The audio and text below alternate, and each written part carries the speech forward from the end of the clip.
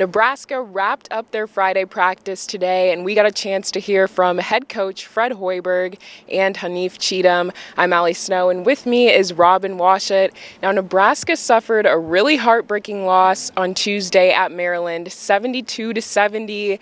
A lot of people counted Nebraska out of that game before it even started, but how did they stay in that game? It's one of those games that have been sprinkled out throughout the season where Nebraska, you would think they have zero chance, and there's no reason to think that they should even keep that game competitive, and then they go out and play one of their best games of the season. And I mean, for a team that not only had the odds stacked against them, going against a top 10 Maryland team who's arguably the best team in the conference, hasn't lost a single game at home, and Nebraska's coming off a disastrous, especially second half performance the last time out against Iowa. I mean, as the old saying is, there was no reasonable reason, Bob Diaco, that they should have had a chance in that game. And yet they come out, even without Deshaun Burke, who didn't travel because he was out with the flu. Hanif Cheatham was literally like a minute before tip-off decision to play. He started with a calf injury that he was going through. They put Kevin Cross into the starting lineup for the first time over Ivan Wade-Drogo, and really used a lineup that they really hadn't used all season long. And yet all those things, regardless of them, they played one of their best 40 minutes of the year. And that second half offensively, they were on top. I mean, that was as good as they've looked. And that made up for, outside of the shooting in the first half, that was as complete of a game as they played all year, and it allowed them to stay in that to the end, to where they had the last second shot. I mean, they had the ball in their best player's hand with a chance to make the game-winning layup, and unfortunately, Jalen Smith, who by the way is a Wooden finalist, a Naismith Award finalist, made an NBA play and won the game. And so heartbreaking is a good word for it, because Nebraska had it set on the table to pull off maybe the upset of the season in the Big Ten, and yet it just ended in a 9th straight loss. And so, how can they bottle that effort that they put forth and continue it? Because we've seen flashes of that game, the Rutgers game, beating Iowa, and there's been instances where this team looks really good when it all comes together. But now, how do they do it again?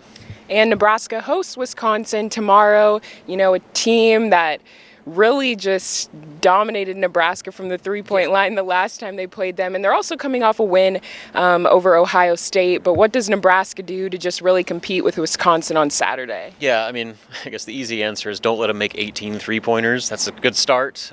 School record, more three-pointers than Wisconsin ever made in a game in the history of their program, of course, happened against Nebraska. And so a game that, wasn't as lopsided as the final score may have indicated, but when you're trading twos for threes, that's what you're going to get. And so obviously it starts with contesting three-pointers better, closing out on shooters better, challenging shots better, and just making life a little more difficult for Wisconsin on the perimeter. But more so, this game is going to be about Nebraska.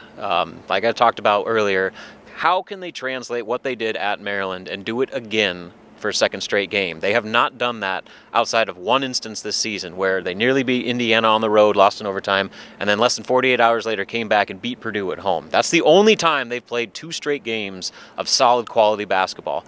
How can they capitalize off, the good vibes they were able to generate, even in a loss at Maryland, and do it now with the table that's pretty set for potentially snapping this losing streak? You got a Wisconsin team that is hardly unbeatable by any stretch, coming to Pinnacle Bank Arena, where Nebraska's been playing some of its best basketball, on a Saturday afternoon tip, which those are pretty rare, and then it's Legends Weekend. You got a bunch of former players and coaches coming to town, going to spend some time around the team and the coaching staff, so it should be a good environment for a team that has 17 losses already. But it's all in the players. I mean, how can they bring the same defensive intensity? Can they execute and play within the offense the way they did at Maryland? And if they can, they're going to have every opportunity to win this game and get a desperately needed morale boost with a victory. And you win one, then all of a sudden you can start talking about winning 2. But right now, this team just needs as much it can possibly get to feel good about. And a win at home on a Saturday with all your former players coming back to town would be a perfect opportunity. Well, Nebraska looks to bring the energy tomorrow when Wisconsin heads to town. That game will tip off at 1:15 p.m. Central Time on Big Ten Network. For Robin Washut, I'm Allie Snow for HuskerOnline.